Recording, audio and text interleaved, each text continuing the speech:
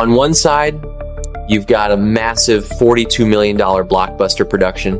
57 A-list celebrities literally lined up just to promote it. Yet this grand project backed by the entertainment elite completely flopped at the box office. Meanwhile, on the other side, we have a $280 million box office miracle, a film born out of a director's relentless battle against his own investors, backed by a lead actress who was willing to work without taking a single penny in pay. Which brings up the real question: who is Stephen Chow's Kung Fu Girls actually calling out that has the entire Chinese entertainment industry suddenly going dead silent all at once?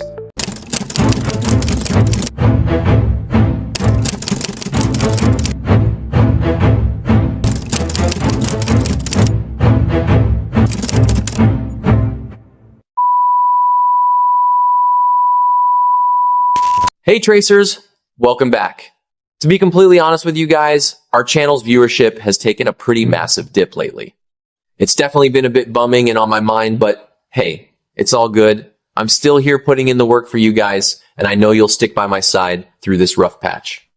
Anyway, today we're diving straight into the Cold War happening behind the scenes of Chinese cinema, where an underdog story ended up completely crushing the egos of big money elites. Because you never know how deep this hole goes. Today, we're going to start pulling back the curtain on the entertainment industry behind the movie Kung Fu Girls, which turns out to be way more intense than the actual film plot itself. This time, Stephen Chow isn't just bringing us another story about an underdog making waves on the big screen. This time, Stephen Chow isn't just bringing us another story about an underdog making waves on the big screen behind the camera. He was engaged in an all-out war against deep-pocketed investors and the elite circles who thought they ran the show. Beyond all this industry drama, what's really important for us to grasp is the harsh reality facing modern Chinese society today. So, let's take a look at what actually went down behind the scenes of Kung Fu Girls. That $280 million box office miracle didn't just happen by luck. It was born from Stephen Chow's fierce stand against his own investors. Right from the start, the investors arrogantly demanded that the lead actress, Zhang Xiaofei, be replaced. Their reasoning was simple: the typical unwritten rule of big money that only cares about engagement and short-term profits. But Stephen Chow was having none of it. Xingye slammed his fists on the table and issued a cold ultimatum. The signed female lead has to be Zhang Xiaofei. If not, go find yourselves another director, I walk. He was dead set on having Zhang Xiaofei as his leading lady. Neither side was willing to back down, forcing the entire production to freeze for 2 full months. During those 2 months, over $1,600,000 in actor salaries and venue rental fees went completely up in smoke. In the end, the investors looked at this stubborn old man and, realizing they couldn't afford to lose the magnetic drawing power of Stephen Chow's name, had no choice but to cave in. Later on, someone asked Stephen Chow, why did it have to be Zhang Xiaofei for the lead role? Stephen Chow replied, out of everyone who auditioned, only Zhang Xiaofei had that unbreakable, never-give-up fire in her eyes. And Zhang Xiaofei truly proved Stephen Chow right. She put everything on the line for this movie, risking her entire reputation and acting career. Get this, other major stars in the film, like Dilraba, got paid over $1,100,000, while Lei Zhang received around $700,000. Meanwhile, Zhang Xiaofei, the actual female lead, worked completely for free without taking a single cent. On top of that, at the time, she was holding 3 top-tier variety show gigs and 4 major brand ambassadorships. In total, her annual income was easily over $2,700,000. But to star in Kung Fu Girls, she dropped every single one of them.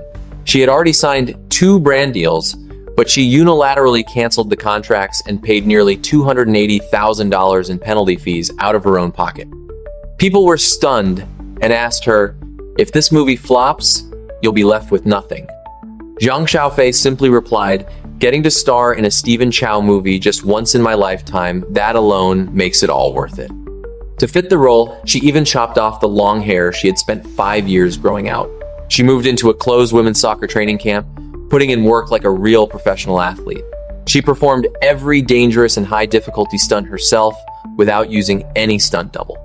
Every morning started with a 5-kilometer run, followed by intense physical conditioning.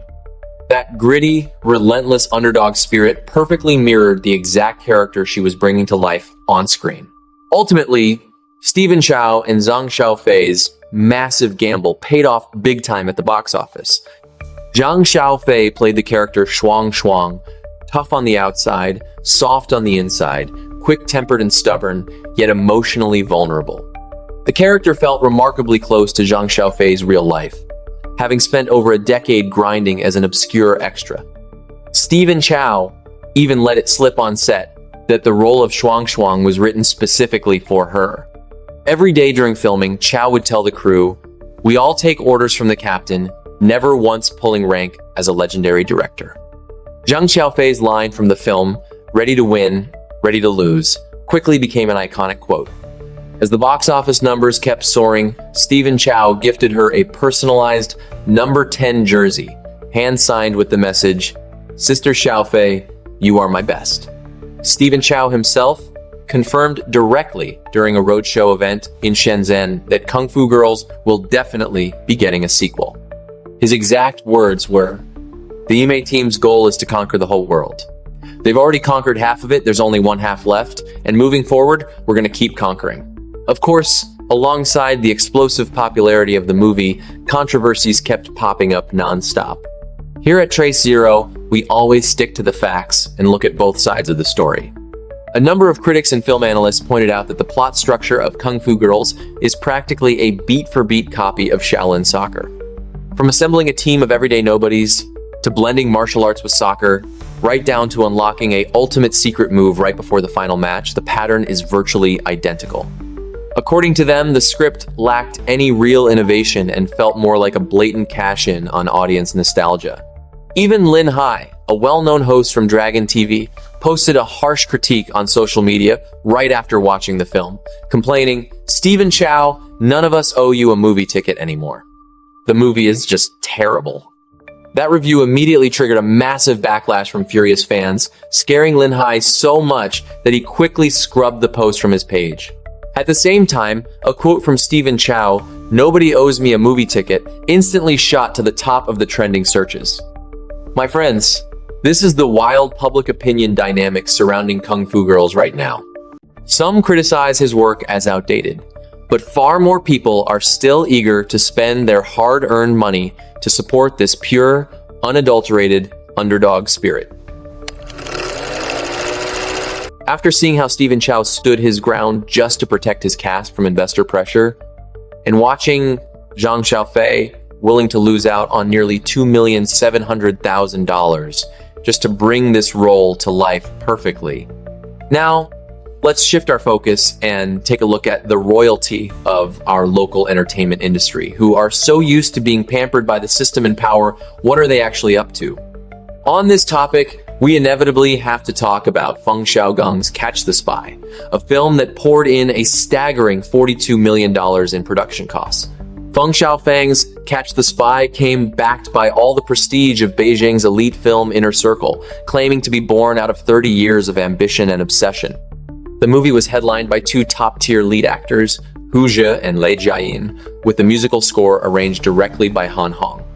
The gala premiere was lavish beyond belief. Half of Beijing's top brass and power players showed up in support, with celebrations even outshining the Lunar New Year gala stage. The celebrities below lined up to prove their loyalty. Yu Shuxin bought out 10 entire theater screens, Huang Xuan bought 9, and a total of 57 A-list stars took turns buying out screens just to hyping up the event. Theater chains paid full respect as well, handing over a massive 25.9% screen quota on opening day. In their eyes, with resources this huge, connections this solid, and prestige this high, the public would obviously obey and empty out their wallets. The result?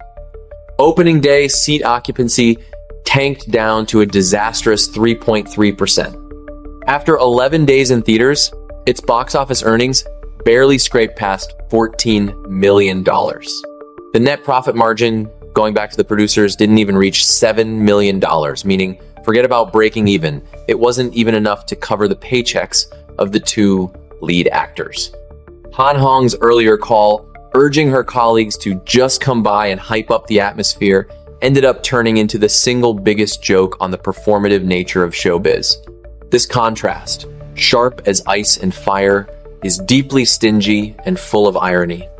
So, why did such an extreme divide happen in the first place?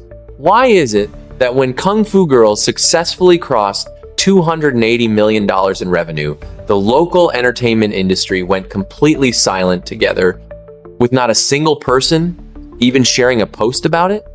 Because Feng Xiaofang and those 57 celebrities lining up to buy out movie halls represent the classic political, rent-seeking, and exclusive circle culture embedded deep inside their industry system.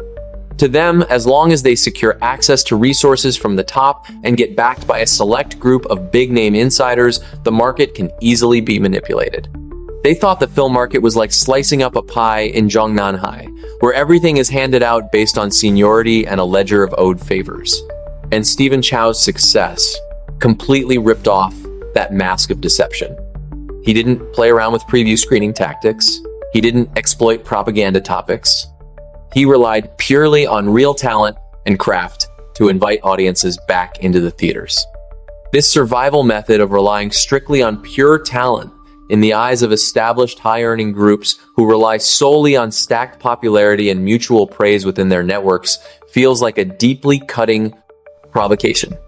The hidden sarcasm burning inside their hearts is basically saying, if you, Stephen Chow, can survive on pure talent alone and your lead actress is willing to grind for free, then where are we supposed to hide our faces when we're taking sky-high paychecks? Let's move on to the next section. Why does Stephen Chow dare to be so outspoken in challenging the tide? Why can he capture the hearts of tens of millions of everyday people? It all traces back to Xing Ye's own life journey. Stephen Chow was born in Hong Kong in 1962, with roots tracing back to Ningbo, Zhejiang. When he was just 7 years old, his parents divorced, leaving his mother Ling Baoer to struggle alone to raise 3 children. In 1981, he applied for TVB's 11th acting training class but failed to get in. Thanks to the help of his close friend Jamie Chick, he managed to secure a spot in the night training class of the same batch. After that, he spent 6 long years working as a children's show host and playing minor extras in various TV dramas. There, he swallowed endless condescending looks from others before slowly climbing his way up to become a top-tier actor and eventually transforming into a screenwriter and director. His life story is the most real form of resistance against frozen social inequality. Precisely because he experienced the bitterness of that struggle himself, Stephen Chow has always held one strict principle on his film sets.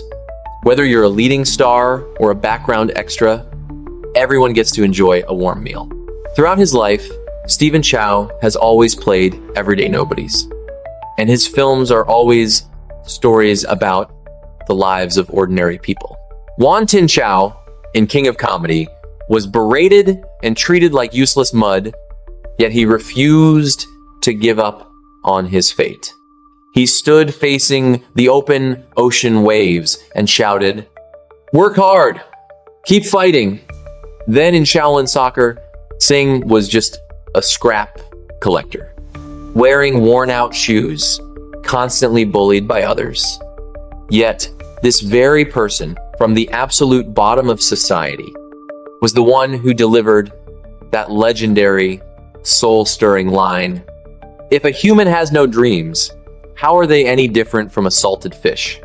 Similarly, in Kung Fu Hustle, Xing started out as a small-time thug, following the Axe Gang around, aspiring to be a bad guy, but in the end, he rose up to become a grand hero who saved the world. The exact same thing applies to Kung Fu Girls this time, telling the story of a group of working-class people averaging 35 years old who assemble a soccer team and fight their way all the way to the World Cup. Stephen Chow has always highlighted the stories of small people, folks who are often looked down upon and live with limited means, but still endure and fight as hard as they can. Friends, this isn't just comedy. This is a record of working class struggle. In a society that often sets aside individual dignity for grand narratives, Stephen Chow's works give ordinary people a voice to push back. That $280 million box office revenue is concrete proof of support delivered directly by ordinary moviegoers. The cast members of this film who never peddle gossip, don't sell products on live streams, and whose names aren't even well known, in the simplest yet most genuine way, manage to break through and shatter every social barrier. Beyond making movies, Stephen Chow also owns a massive business empire. He doesn't need to play nice or bow down to the big money entertainment moguls, because he relies on his own raw talent and real work. Through his own success, he proved that in an open market, pure talent and respect for ordinary people are more than enough to shatter the grip of bureaucratic capitalism. This is exactly why the entertainment industry elites always try to keep their distance and avoid dealing with him. CCTV.com reviewed Kung Fu Girls, directed by Stephen Chow, describing it as breaking through with Kung Fu, winning through pure determination, while praising his consistency in maintaining Stephen Chow's signature, original style of absurd comedy. Why did CCTV step in directly to publish such a supportive review? Seeing an unstoppable wave of public support, state media rushed to jump on the momentum, trying to package the victory of the common people into what they label as positive energy. Now, tracers, I want to ask you, in your opinion, which reason behind the entertainment industry's silence on Stephen Chow best describes the actual situation? Option A: deep-rooted business ties that make them afraid to offend the Beijing circle capitalists behind Feng Xiaogang. Option B: a genuine fear of the free market rules represented by Stephen Chow, which relies purely on talent, not connections or networks. Option C: overwhelming envy, because they can't accept the reality that their massive, high-budget projects were pushed aside by a story of the common folk. Please write your thoughts in the comments, and let's discuss it together. Looking back at this box office battle, Stephen Chow has walked alone for half his life. Almost no one in the industry was willing to stand shoulder to shoulder with him. Yet behind him stand tens of millions of ordinary people. The $280 million milestone of Kung Fu Girls and the crushing defeat of Catch the Spy didn't just stain the pride of dozens of celebrities. They tore away the mask of deception from the ruling elites, who have monopolized public opinion for so long.